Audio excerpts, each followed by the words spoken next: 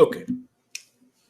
If the user's friend request is rejected or ignored by the receiving person, then add friend button will no longer be visible. So this is another alternate flow. So these are the two alternate flows. So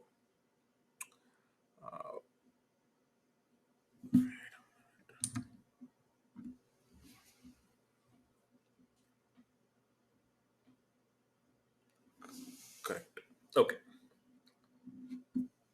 If the user's friend request is rejected or ignored by the receiving person, then the add friend button will no longer be visible. So, in the case where the user gets this Facebook, this friend request, and then Tim rejects our friend request, then when we again go back to Tim's profile, we will not be able to see this add friend button. I'm sure that that's happened to everybody at some point. So, so this is another alternate flow. So, these are the two alternate flows.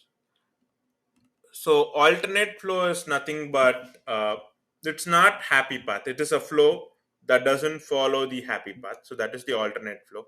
Or hypothetical scenario might be a very strong term to use, but you know, a flow that's not happy path or that deviates from the happy path would be an alternate flow that needs to be documented in the use case as well.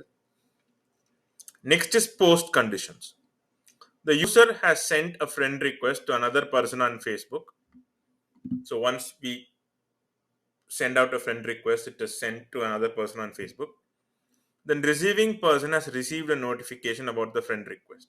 So Tim has received the friend request. So post condition is nothing but, so once we do this activity or once we exercise this feature, what is the end result? Once we've exercised the feature, what is the end result? Is the post condition or post conditions. And there are some exceptions to this flow. If the user's Facebook account is temporarily or permanently suspended, the friend request feature may not be accessible. That's an exception. So you cannot use this feature. If the user's internet connection is unstable or unavailable, they may not be able to send a friend request until connection is restored. This is another exception when it comes to using this feature or this flow. So next is business rules. The user can send a friend request to any person who has not blocked them on Facebook. So if somebody has blocked you for whatever reason, you cannot exercise this feature. The user can send a friend request to maximum of 5,000 people. So there is that upper limit that Facebook has set up. The user can cancel a friend request before it is accepted or rejected by the receiving person. That we can do, right? We can send out a friend request and within a couple of seconds we can cancel it. The user can only send a friend request to a person who has not reached the friend request limit, which is 5,000, or blocked friend requests altogether. So there are these people who block other people from sending friend requests, which is kind of interesting. Because the primary reason to be on Facebook is to make friends, but then there is this wonderful sect or group of people who just block people from sending out friend requests. So you can't send it to them. Um, and there are these people who accept all the requests, and then if it reaches 5,000, you they cannot accept requests, so you cannot send them the friend request too. So next is notes.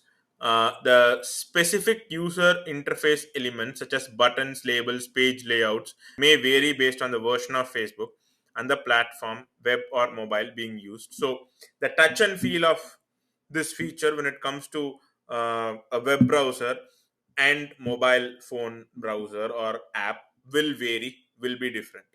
So that is included in the notes segment, and other elements like this can be included in the notes element as well. So just to recap, use case documentation, when it comes to use case documentation, we start with the use case name, then there's the actors, all the entities involved, then there is a brief description of that feature. Next, precondition, which talks about what the user must have in order to exercise this feature. Next is the basic flow or the happy path. Next is the alternate flow. which deviates from the happy path. And next one is the post conditions. What happens once we've exercised this feature? Next is exceptions. So there are some exceptions when it comes to using this feature. What are they? Next is business rules. There are some business logic coded into this feature. Um, and then there are some business rules when this feature interacts with the application and other people's profile. So that's included in the business rules. And more or less, it looks like uh, it seems like these are some limitations of this feature and intended limitations of this feature. So that comes under business rules. And next is the notes. uh, so which is kind of indicating that the web version and the mobile app version looks different. So this is how a use case is documented. So if you have any questions, feel free to comment below. If you have something to add, feel free to comment below. And if you do have any video recommendation, please do comment below. And please do subscribe to my channel for more updates and notifications. Thank you.